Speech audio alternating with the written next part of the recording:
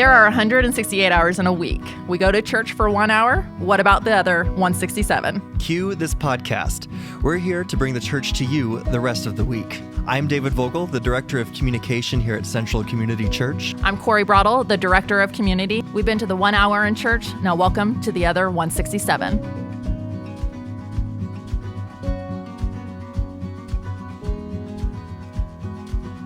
Well, this week we are here with a special guest, Mark Larkin, who is a member here at Central, and he's kind of taken it upon himself to kind of lead up a ministry that we've got going at the church. And it's been really exciting to see the way that it has grown and kind of caught the hearts of our whole congregation, because I'm not going to give it away. I'll let Corey probably set it up. But we did a dollar club for it at the second week of March. And as of this recording, it has now surpassed the previous record holder as the biggest total ever given for a dollar club that we've done at this church. And that's, I think, over $7,000 has come in for this. And that's amazing. Really cool. So I'm really excited to talk a little bit more about what we're doing.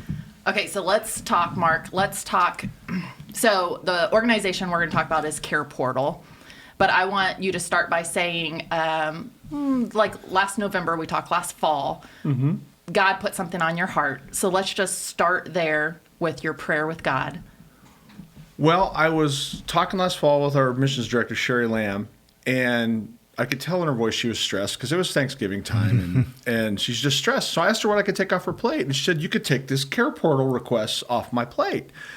I said, sure, send them to me, and I'll pray about them, and I'll read them, and then I'll decide which ones should be sent out. She said, oh, that'd be so great. And so she sent them to me, and as I'm reading them, I see multiple requests, probably 80%, for beds. It was beds, and sometimes 5 beds, sometimes 2 beds, but almost everyone had a request for beds, and I was like stunned. It was just so curious, and I'm retired now, but my background is in police work and investigations, and so I knew there had to be a reason, and so I called down to DCF, to Children and Family Services. Started to investigate that. To investigate why so many beds, why not food, why not? Because these requests come from children in need, coming out of state care or going into state care, either one. And I said, why are you asking for food or rent? And so I called, and it turns out that it's a requirement, an absolute requirement, for them for a child to have his or her own bed, to come back to their parents who may otherwise met every criteria or to keep their kids from being taken away for a variety of reasons, which I don't really care about. I just care about the kids and having a bed. And so I was just stunned. And I said, so not a temporary bed or not a, you can't have a futon. All those count as temporary bed. Nope, it has to be a bed on a frame with a box spring. It can't even be on a box spring on the floor. Wow. So you're telling me this kid doesn't have a bed, and they're going to take them away from their mom and their dad, who are otherwise able to take care of them? Yes. And I'm like, oh, no. And so I get off the phone, and I'm careful not to pray when you're angry. I was angry, and I was praying at the same time. And so instead of asking, I just prayed to God. I said, God, somebody needs to do something about this in an angry, and the first thing I heard actual words for maybe the second time in my life. And I go, well, I guess that's you then. And I'm like, okay, I guess it is, but I don't have any money. Cause Minor detail. Minor detail. And then so there's God, Lord, I'll do this. And I don't mind doing it, but I don't have the resources for this. If you could come through with that. So here we are here in March, and just to back up, we just heard about the Care Portal, The Dollar Club. The Dollar Club for Care Portal for over $7,000. But before that, we started with nothing, and there was all these beds out. Some of these requests were for like 2 sets of bunk beds and a queen bed is one of the first ones we did. So 5 beds. The request was $1,500 retail, and nobody was touching it because people who wanted to donate $20 or $30, they knew that it wouldn't even barely buy the sheets. And so I just started praying about it, and the next thing I knew, I decided to start a GoFundMe page, and we got a little bit of money in on that, and so I think we had a couple $100. and it still was a $1,500 request, and so the director for Care Portal, because I told him that we were doing this, and we'd already given a bed or two away, but nothing to this request, this first big request. And so I was talking to the director, Kirk, and this was the night before that we met this request. I'm just amazed at God's providence and his exact amount. And so I'm talking to Kirk, and he says, we still need about $1,000 for this request, and I'm scrambling, I can't find it, and it's been out there for weeks, and this family's going to lose these kids. And I'm like, Kirk, I got $200 in my account, and it's yours, but it's gonna be a drop in the bucket because we still needed $1,000. And I went to bed that night and prayed again, and just put it up in the Lord's hands. And so I woke up the next morning, went down for my quiet time, and I was flipping through my scripture, and then what I do after quiet time is I flip to my emails. Sure enough, there in my email that morning, there's $1,000. All of a sudden, there's $1,000 extra dollars in my account. I'm like, it was from this church, somebody at this church, and so I call Kirk up and says, hey, that $200 in the bed request? Don't you worry about it. I'm on right now. We're doing this request. And as I clicked in, he was like, what? I said, yeah, I told you I had $200 last night. Well, I've got $1,000 now. We're doing all the beds. So we ended up, to this family, with, oh my gosh. And we pour into them too when we get there. And so we ended up with 2 sets of bunk beds, mattresses, sheets, everything, comforters, pillowcases, and a queen size bed with a headboard, nightstand, dresser. Wow. I redid a dresser for the little girl. I actually had a dresser, but I redid it for her, and then a couch and a Christmas tree, and they had nothing in this house, nothing. But God, praise God. It's just, I don't know that these kids had ever had their own bed before. I mean, you could tell by the way they all get on the beds and they start bouncing, and they're happy and they're laughing, or they're kicked back and they're looking around like, wow, this is just mine, and it's just so wonderful. But to this point, we're without even the Dollar Club money. We're since November, we have provided over 30 beds.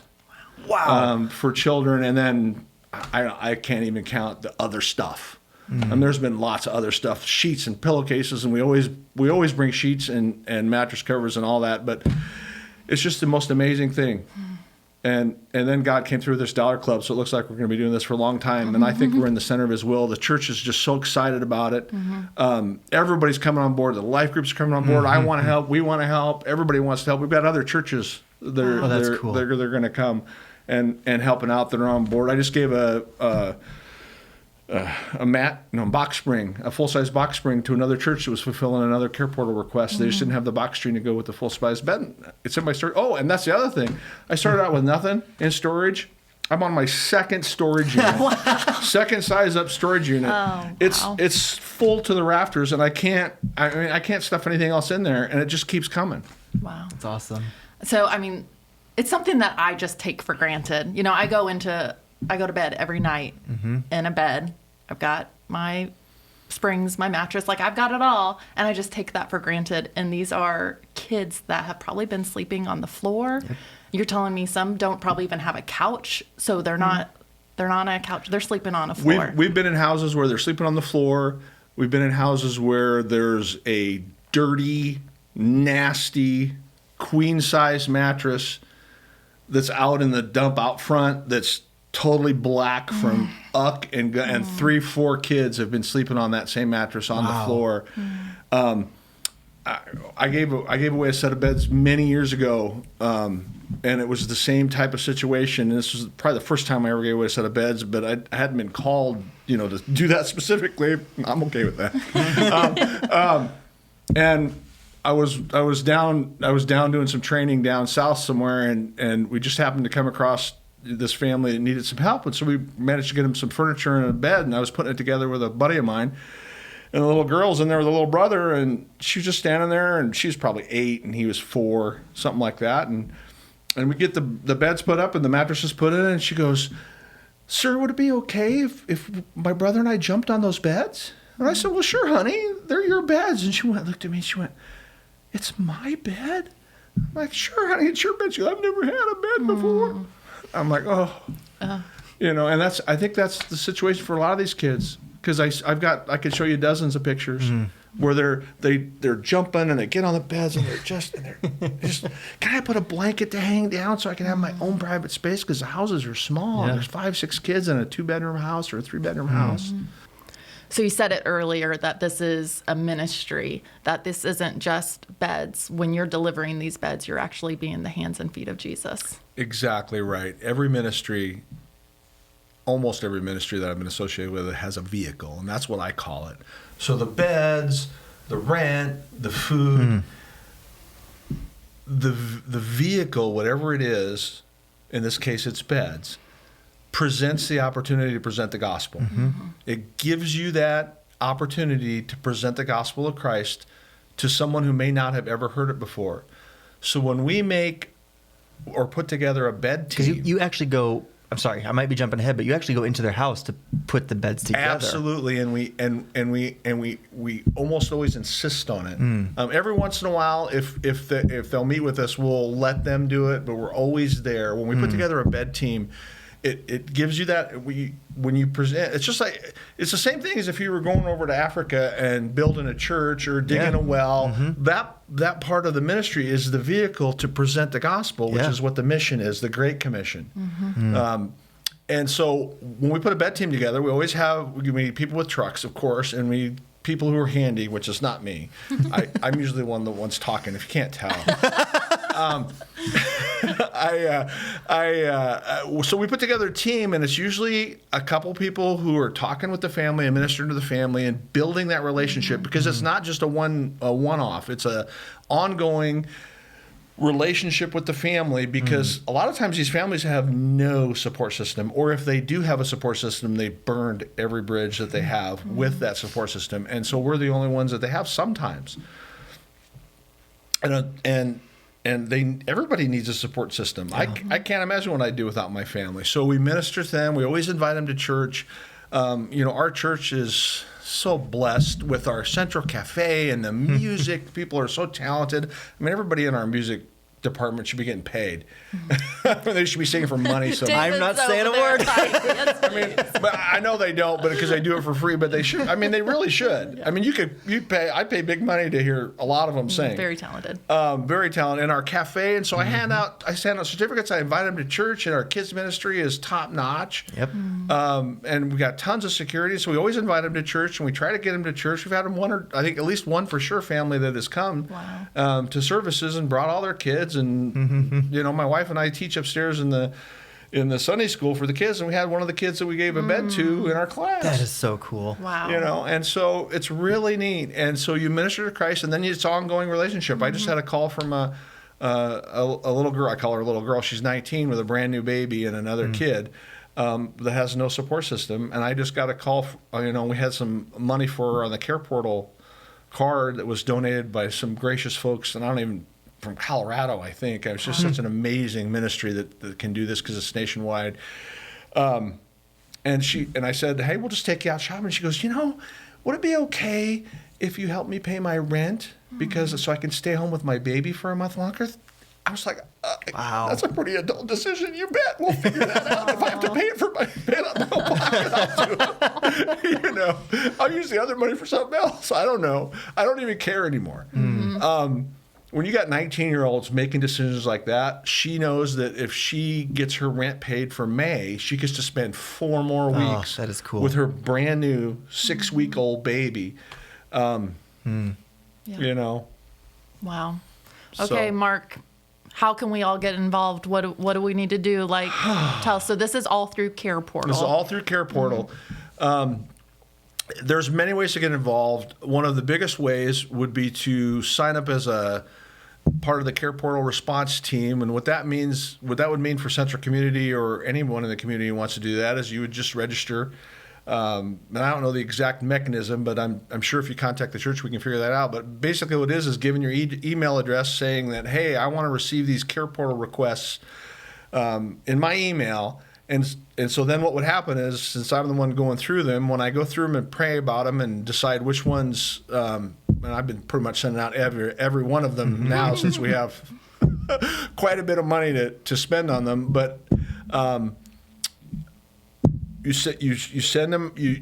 I'd send you an email. If I decide to send it out, you'd just be on the response team, and I just clicked activate the team, and boom, you'll get an email, and then you can decide whether you want to give money or give the item if it's a bed or washer, dryer. Sometimes they ask for rent. So, sometimes it's fumigation services to get rid of bed bugs. Not for many of our beds, though. Yeah, right. Yeah. Good note. So you need their email. So if you're listening and you want to provide your email, you guys can email info@centralcommunity.church. So we'll have your email and just say you want to be added to the care portal list. Yep. And so then that will go to you. You'll send them, they'll be part of the activation team. And on that email, you actually have the story. Like, this is you'll have what the story. you'd be provided. It'll read something along the lines. This is a young mom who's transitioning out of foster care. She has a brand new baby. She needs this, and this, depending on whatever it is, whatever this is, whatever the item is. Or she's got 4 kids, needs 2 sets of bunk beds, mattresses, sheets, pillows, and there'll be buttons down there. Since we're a connecting church here at Central Community, you'll have an option of either donating the item or donating the money, which will then go on a Care Portal credit card, and then me or Sherry, the church will be able to go out and purchase those items to provide to the family whatever the family makeup is. But we will, once again, that's the vehicle. We will minister and then foster an ongoing relationship with that family as we present the gospel of Christ to them. That's awesome. Just a cool ministry. And I think it's really cool with being the director of life groups. You've had a lot of life groups that have teamed up with you, because it's a lot for one man to be able to deliver. That's right. But set up the beds, deliver, ministry. It's a lot. So you've had also a lot of life groups come alongside you. A lot of life groups come alongside. My life group has come alongside us. We've done a ton, and we've got more coming on board. We're fixing to have several teams going out, and we've even got a couple other churches that are going to come on board with us too. And we're going to all do together. We're going to do all this Care Portal thing. We're kind of bond together, like I mentioned before. But we're going to do more, and we're talking about actually starting to make beds. Wow. We're going to get cool. We're talking about making a round robin. We've got some very skilled people here at this church and these other churches that actually know how to make them from scratch, and we think we can do it for $50 or $100 cheaper than you can buy them brand new, and they'll be way better quality, and we can stain them any color we want, and that sort of thing is getting into the weeds. I have somebody for you, because they just came to me like a week ago, and I go, I don't think they make the beds, so that's good to know. Add another to your team. There you go. We will.